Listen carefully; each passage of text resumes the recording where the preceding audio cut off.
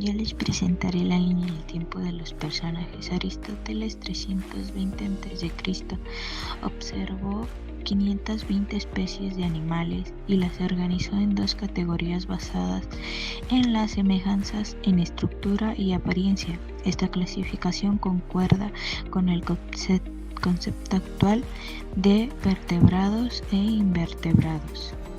Teofrasto, 350 a.C., discípulo de Aristóteles, descubre la anatomía de las plantas y las clasifica según su tamaño promedio y la estructura.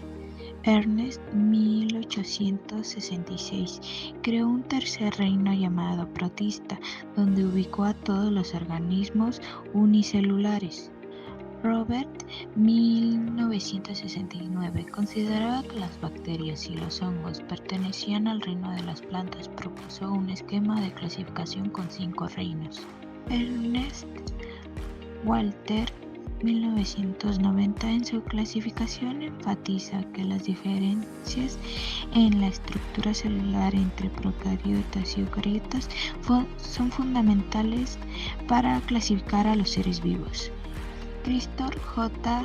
Hurst, 2000. La ciencia ha avanzado y es seguro que la clasificación de los virus cambie en los próximos años, así como nuestro conocimiento sobre su origen, evolución y función. La taxonomía es muy importante ya que nos da la oportunidad sobre los cimientos básicos para la conservación y gestión sostenible de los recursos que quedan en el mundo. Sin embargo, también es importante recalcar que nos ayuda a tener un marco organizativo que permite reconocer e interpretar la diversidad de los seres vivos, facilitando las labores de evaluación. Por ejemplo, el perro, entendido de forma genérica como perro doméstico, es del dominio Eucariota, pertenece al reino animal, filo Chordata, subfilo Vertebrata, clase mamífero, orden carnívoro, familia Cánidos, género Canis y especie Canis lupus. Sistemas de clasificación. Existen dos tipos, natural u objetiva. Esta se basa en criterios evolutivos, relaciones filogenéticas, como podría ser la semejanza y diferencias en anatomía, o las diferencias celulares en embriología, bioquímica o información patológica. Un ejemplo de esto puede ser la clasificación de Bentham y de Hooker, además de los ejemplos que se muestran en pantalla. Por otro lado, tenemos la clasificación artificial o subjetiva, la cual se basa en criterios arbitrarios, es decir, que se produce de acuerdo con algunos puntos de semejanza menos importantes. Básicamente, es la agrupación de cosas que ocurren según el propósito del individuo en cuestión, como puede ser la locomoción, saltadores, nadadores o voladores. Además, proporciona información limitada, ya que está diseñada con el propósito específico de mecanizar la disposición. Reino según Whittaker, 1969. ¿En qué se basaba? En el tipo celular, si tiene núcleo o no, en el número celular, si tenía una o más células, y el tipo de nutrición, autótrofa o heterótrofa. Reino Monera, formado por seres unicelulares procariotas que no tienen un núcleo celular. Es el grupo más primitivo, por lo que también se lo conoce como procariota. A su vez, el grupo Monera se clasifica en dos grupos, Archaebacteria y Eubacteria. Una de las características de este reino es que su reproducción es de forma asexual y además no tienen una forma específica de nutrición. Un ejemplo de esto pueden ser las bacterias, que tienen la capacidad de mezclar genes a través de varios procesos. Reino aprotista, 1985, Lynn Margulis y Carlen B. Schwartz cambiaron el nombre a protoctista. Incluye a los organismos y microorganismos protistas unicelulares y eucariotas, como los pluricelulares de organización simple como las algas. Una de sus características es que sus núcleos están rodeados por una membrana nuclear.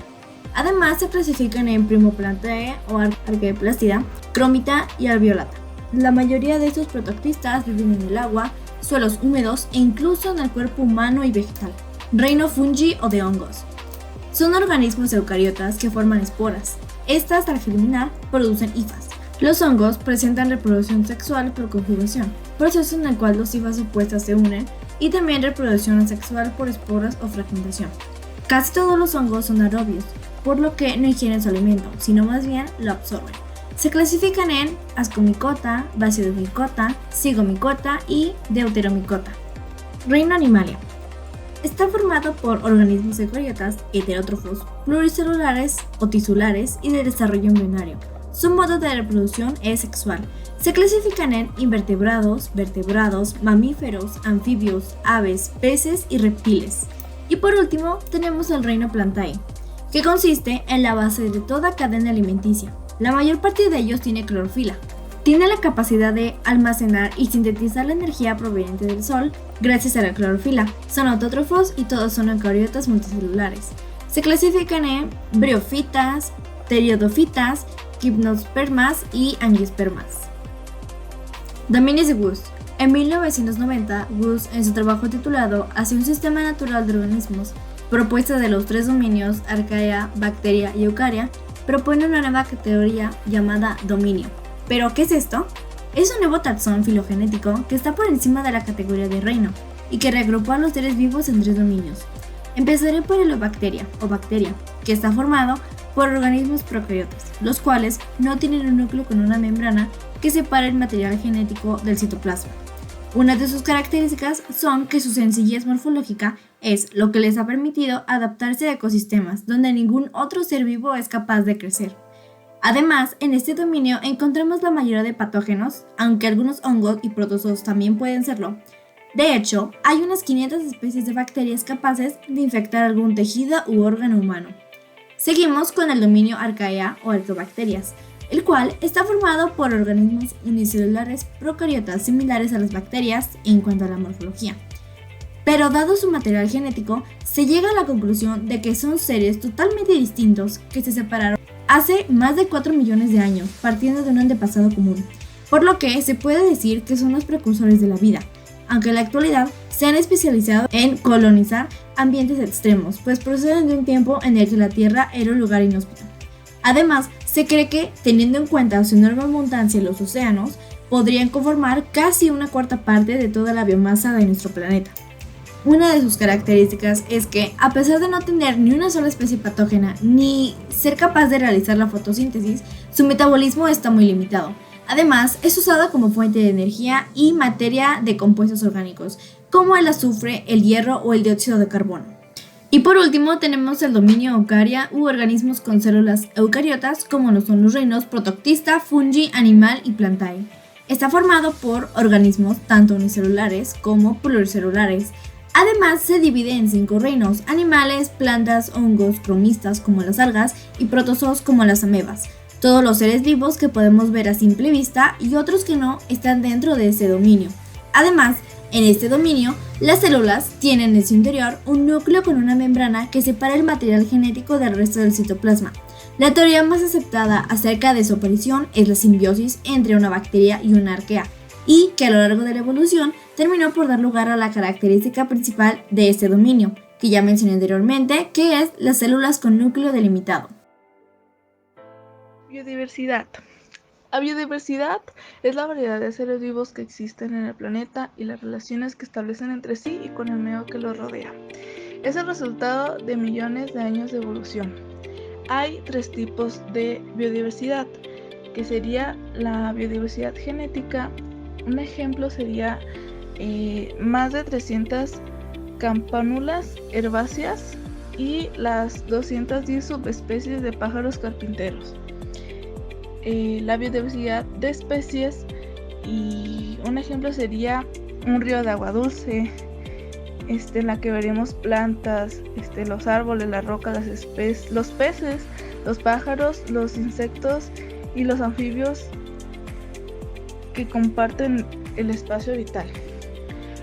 Y la biodiversidad de ecosistemas, y algunos ejemplos serían los bosques de coníferas, las pradas de hierba alta, los bosques tropicales húmedos y los arrecifes de coral.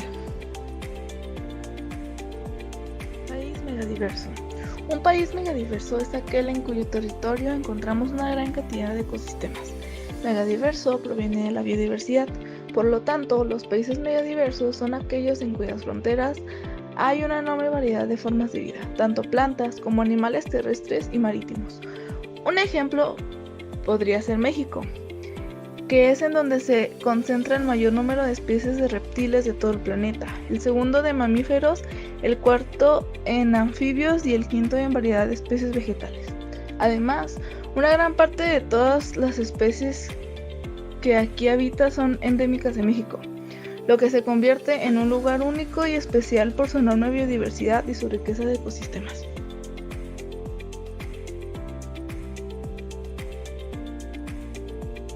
La caria amatista, su distribución geográfica son zonas templadas de Europa, Asia y América del Norte. Su hábitat aparece en bosques húmedos sombreados entre los musgos. Sus características son un sombrero que puede llegar a medir a los 5 centímetros de diámetro, de un llamativo color violeta. Es un poco higrófano, circunferencia que hace que al secarse su color palidezca al punto de volverse blanquecino.